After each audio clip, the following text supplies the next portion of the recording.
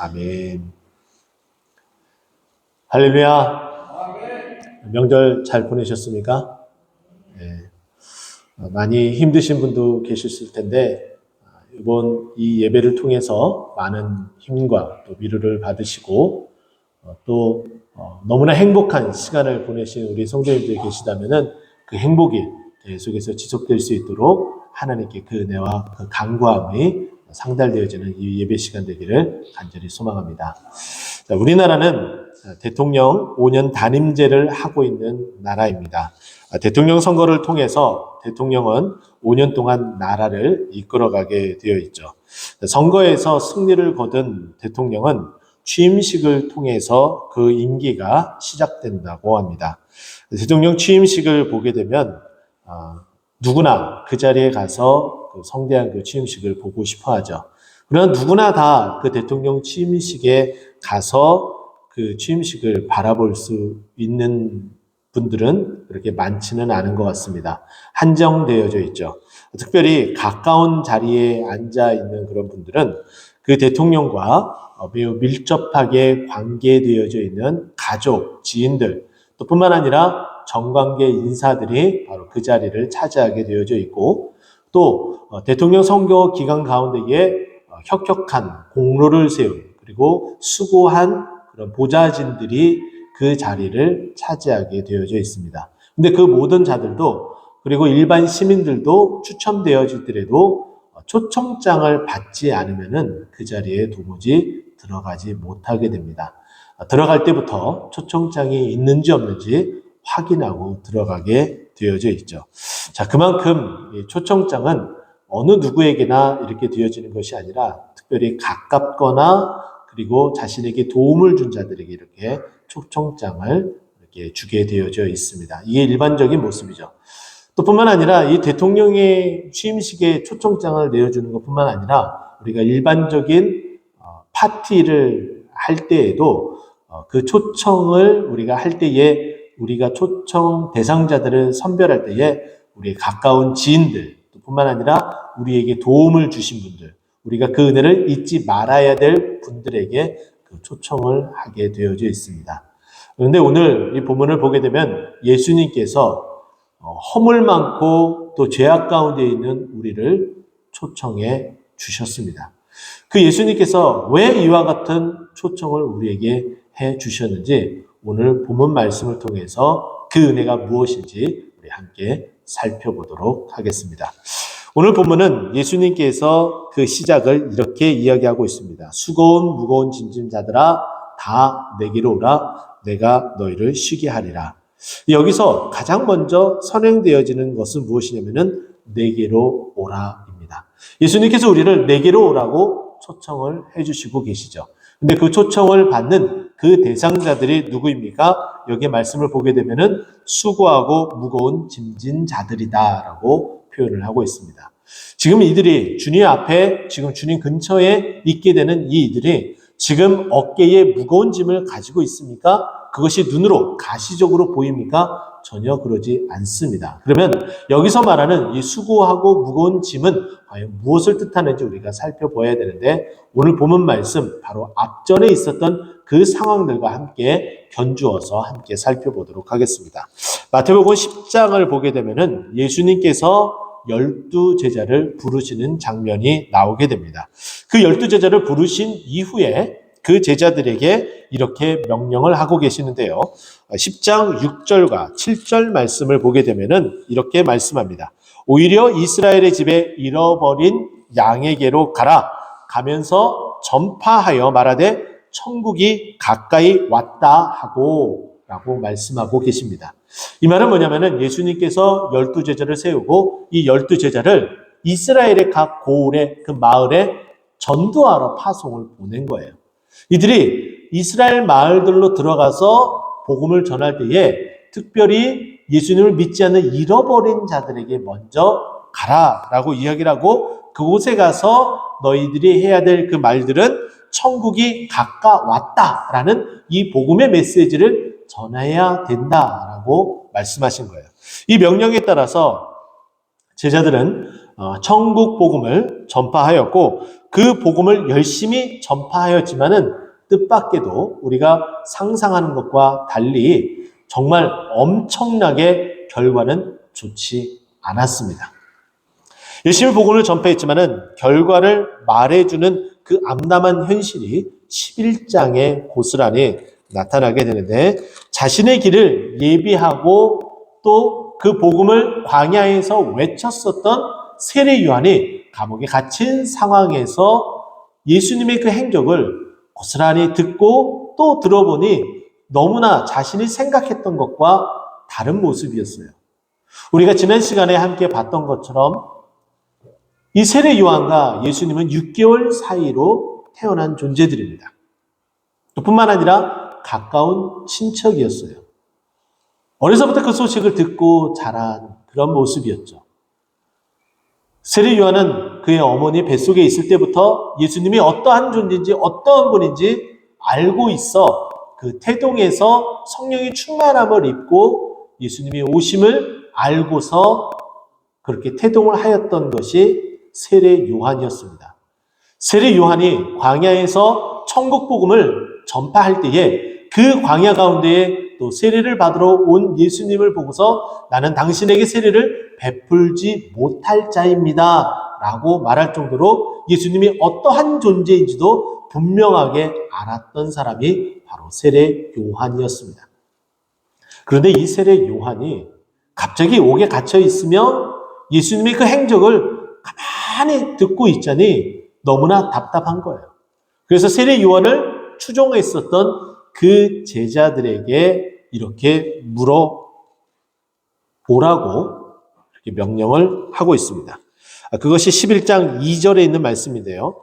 요한이 옥에서 그리스도께서 하신 일을 듣고 제자들을 보내어 3절 예수께 여짜오되 오실 그이가 당신이니까 우리가 다른 일을 기다리오리까. 분명히 처음에는 세례 요한이 예수님이 메시아인 것을 인지하고 또 그에게 세례를 베풀며 그 사역의 길을 준비하는 자가 바로 세례 요한이었습니다. 자, 그런데 예수님의 그 얘기를 감옥에서 고스란히 듣고 있으니까 메시아의 모습이 안 보인다라는 생각이 들었던 거예요. 아직 예수님께서 때가 되지 않았다라는 것을, 그리고 예수님께서 이 땅에 오신 그 메시아는 우리가 알고 있는 정치적인 메시아가 아니라 성경이 말하고 있는 구원을 위한 메시아라는 것을 조금은 핀트가 다르게 생각했던 모양인 듯 하기도 합니다. 바로 이렇게 세례 요한은 너무나 답답한 나머지 제자들을 보내서 예수님에게 직접 물어봐라. 당신이 정말 성경이 말하고 있는 오실 그 메시아, 그와 같은 선지자입니까? 라고 물어보라고 제자들에게 이렇게 명령을 했죠. 제자들은 그 말에 따라서 예수님에게 나아가고 다시 그 질문을 해온가 예수님도 너무나 답답한 나머지 그 일들을 이야기를 하며 나는 너희가 생각하는 또 성경에서 말하고 있는 메시아가 맞다. 맹인이 보며 못 걷는 사람이 걸으며 나병 환자가 깨끗함을 봤는데 어떻게 내가 메시아가 아니겠느냐. 예수님의 공생의 사역에 나타난 그 기적의 모습을 이야기하며 다시금 이렇게 이야기를 하고 있습니다. 세례 요한마저도 그 믿음이 연약해지고 또 예수님이 메시아인 것을 되묻는 이와 같은 그 실정이라면 당연히 다른 사람들은 심지어는 예수님을 따라다니고 있는 12명의 제자들도 온전하게 예수님이 하나님께서 말씀하고 그 뜻한 바인 메시아라는 것을 의심해도 전혀 어색하지 않을 정도의 상황이라는 겁니다. 그러면서 지금 이 마지막 이 세대가 어떠한 세대인지 마태복음 11장 17절, 18절, 19절에 보면은 이렇게 언급을 해요. 너희를 향하여 피리를 불어도 너희가 춤추지 않고 우리가 슬피 울어도 너희가 가슴을 치지 아니하며 또 요한이 와서 먹지도 않고 마시지도 아니할 때에 말하기를 귀신 들렸다 말하고 또 인자가 와서 먹고 마실 때는 말하기를 먹기를 탐하고 포도주를 즐기는 사람이다. 세리와 죄인의 친구로다. 그리고 지혜는 그가 행하는 일을 인하여 옳다함을 얻으니라 라고 말씀하시며 지금 이 세대가 얼마나 완악하고 그 믿음 없음의 모습이 있는지에 대해서 예수님이 이렇게 말씀하셨습니다. 그리고 연이어서 20절부터 24절까지는 내가 그렇게 이렇게 수많은 기적을 베풀었음에도 불구하고 너희들은 그 행한 그 일들을 도무지 믿지 아니하고 회개하지 아니했다. 그들의 그 대표적인 도시가 두로와 시돈이었다라는 말들을 해주고 있습니다. 그러면서 23절 말씀 보면 가버나움아 내가 하늘에까지 높아지겠느냐 음부에까지 낮아지리라 내가 항한 모든 권능을 소돔에 행하였더라면 그 성에 오늘까지 있었느니라. 이 말인즉슨 그 소돔이 회개하고 돌아왔을 것인데 너희들은 도무지 회개하지 않고 지금 하나님의 이 부르심에 이 초청에 아직 응하지 않고 있구나. 너희는 왜 믿음 가운데 나오지 않고 있느냐라는 말을 해주고 있습니다. 그러면서 마지막 24절 보니까 너희에게 이르노니 심판날에 소돔 땅보다 너희가 견디기 쉬우니라. 얼른 믿음으로 나와서 너희들이 잘 견뎌내는 믿음의 사람, 그런 구원받은 백성이 되었으면 좋겠다라고 말씀하고 있는 거예요. 근데 이렇게 믿음에 온전히 서 있지 못하는 그 이유들은 결국은 아버지의 뜻이 무엇인지 헤아려 보지 못하고 또 하나님께서 말씀하신 바가 그 내용이 무엇인지 이해하지 못했기 때문입니다. 그러면서 예수님께서 이렇게 완악한 세대를 향하여서 수고하고 무거운 짐진 자들아 내게로 오라라고 말씀하신 거예요. 예수님의 초청은 예수님과 가까이 있는 사람들에게 말씀하신 것이 아니라 예수님과 멀어져 있고 아무리 불러도 아무리 가까이 하고자 하더라도 멀어져 있는 그들에게 초청하고 있는 겁니다. 우리도 그와 같은 존재들이었죠. 우리도 하나님과 멀어 있었던 존재들이었지만 하나님께서 초청하셔서 우리를 구원받는 백성으로 부르시고 이 자리에 앉기까지 하셨습니다.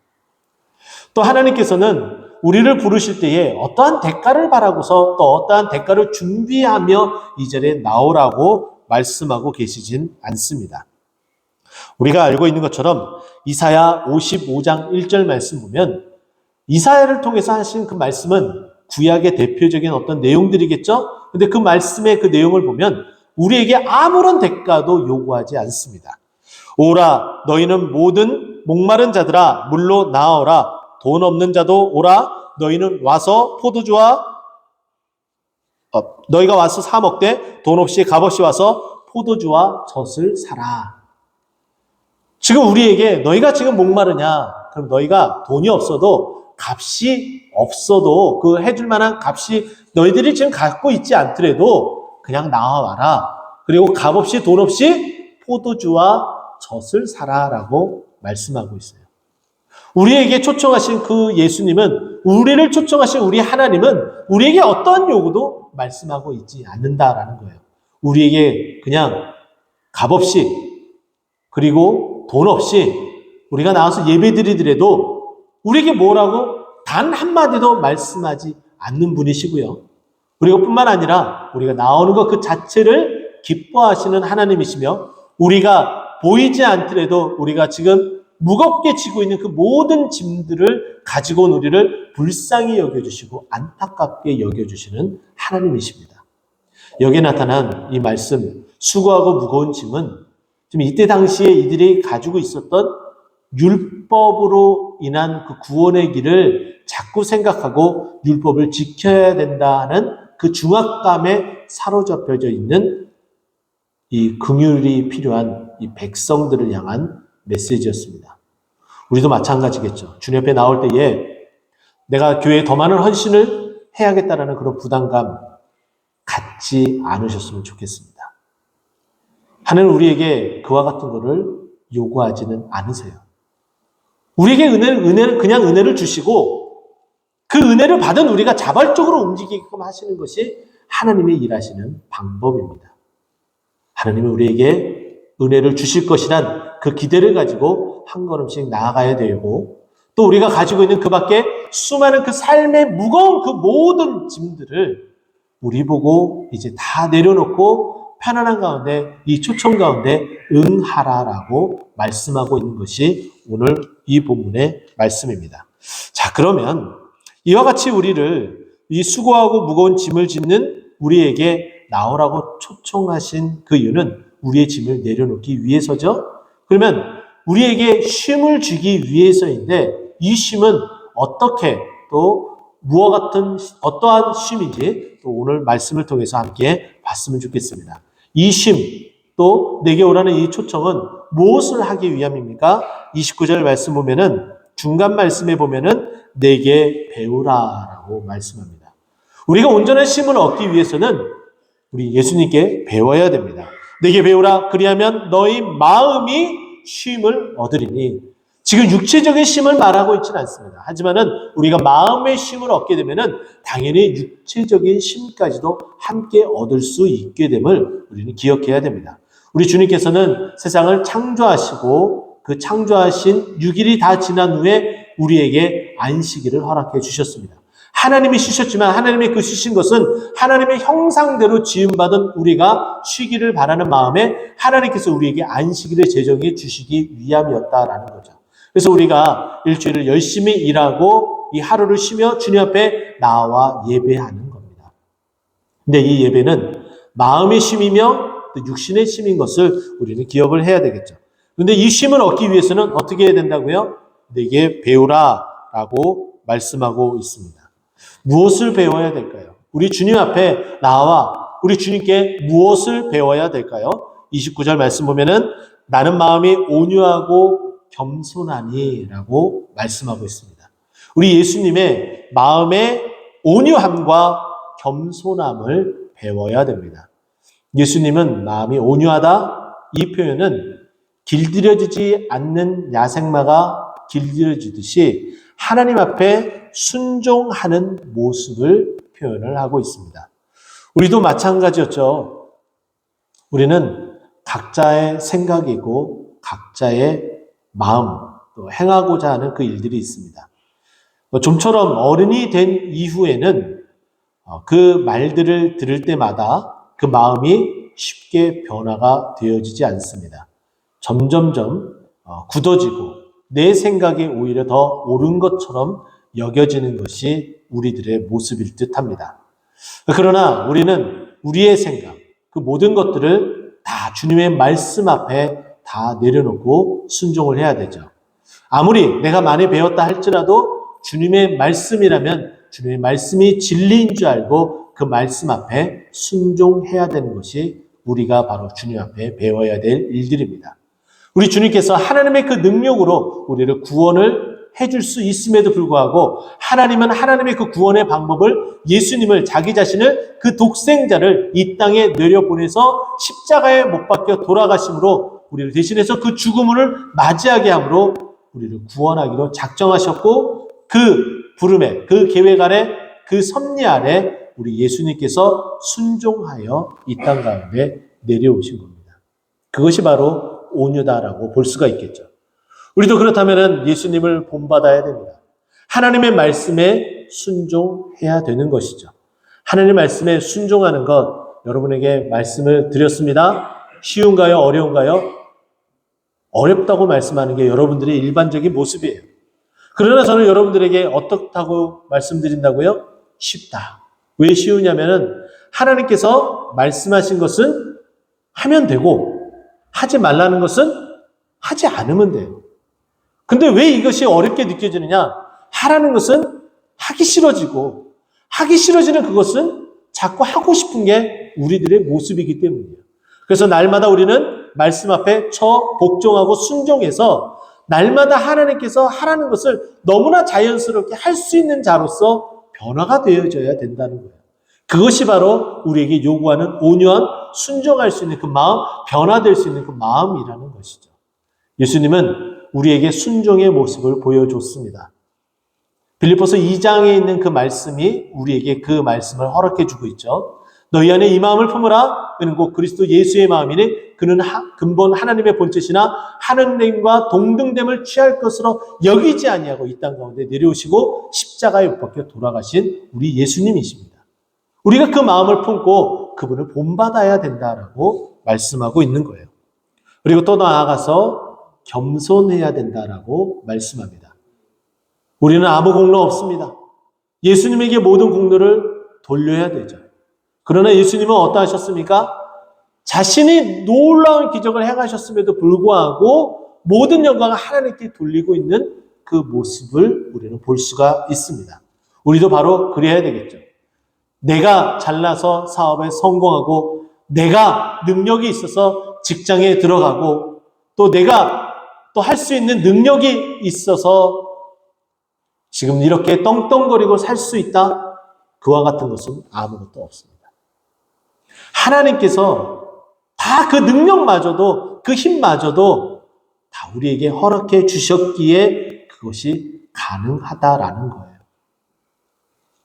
하나님께서 행하셨다라고 고백하는 것, 그리고 그 고백처럼 살아가는 것, 그것이 겸손입니다. 또 순종할 수 있는 것이 겸손이다라고 말할 수 있죠. 우리는 그것을 주님 앞에 나와 배워야 되는 거예요. 내가 한 것이 아무것도 없습니다. 주님께서 행하신 일입니다.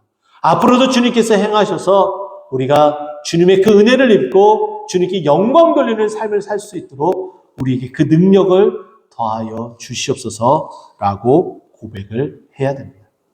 그래야지 우리가 아둥바둥 하지 않게 되는 거예요. 그래야지 우리가 주님 앞에 그것을 배우고 마음의 쉼을 얻고 모든 것들을 다 주님께 맡겨놓고 나아갈 수 있는 거예요. 우리가 하나님 앞에, 하나님 말씀 앞에 순종하는 것도 마찬가지입니다. 우리는 태성적으로 허물과 죄로 죽었던 자이기 때문에 하나님 말씀 앞에 순종하지 못할 자예요. 순종의 은혜를 주셔야지 우리가 순종할 수 있게 된다라는 겁니다. 다시 그 주님 앞에 이 온유함, 이 순종할 수 있는 이 마음, 이것과 이 겸손함을 배우고 마음의 쉼을 얻는 우리 모두가 되기를 간절히 축원드립니다. 자, 그러기 위해서는 이와 같은 이 배움을 갖기 위해서는 주님과의 깊은 관계가 있어야 돼요. 그래서 뭐라고 이야기를 합니까? 나의 멍에를 메고 배우라라고 말씀하고 있어요. 우리 주님과의 이 관계는 다른 어떠한 혈연으로 이루어진 그런 관계가 아닙니다. 말씀으로 이루어진 관계이며 믿음으로 이루어진 그 관계예요. 우리가 온전히 믿음으로 나아가고 믿음으로 살아가는 자이라면은 하나님과 예수님과 그 믿음의 그 멍에가 메어진 존재예요. 예수님과 그렇게 믿음의 멍에가 메어진 존재라면은 예수님의 그 온유함도 그 겸손함도 당연히 쉽게 배울 수가 있게 되는 거예요. 우리는 그 은혜를 바라보고 나와야 된다는 거죠. 우리 주님은 우리에게 그 멍에를 주시기 위해서 우리에게 이렇게 말씀합니다. 그 믿음을 주시기 위해서 요한복음 1장 12절 말씀 보게 되면은 영접하는 자, 곧 그 이름을 믿는 자들에게는 하나님의 자녀가 되는 권세를 주셨으니 하나님께서 예수님을 통해서 우리와 관계 맺기를 원하시는데 하나님의 자녀로서의 관계를 맺으며 그 깊은 관계 가운데 나아가 배우라고 말씀하고 계시는 거예요. 그런데 하나님의 자녀가 되는 그 권세를 어떻게 하면 주신다고요? 영접할 때에 주신다라는 거예요.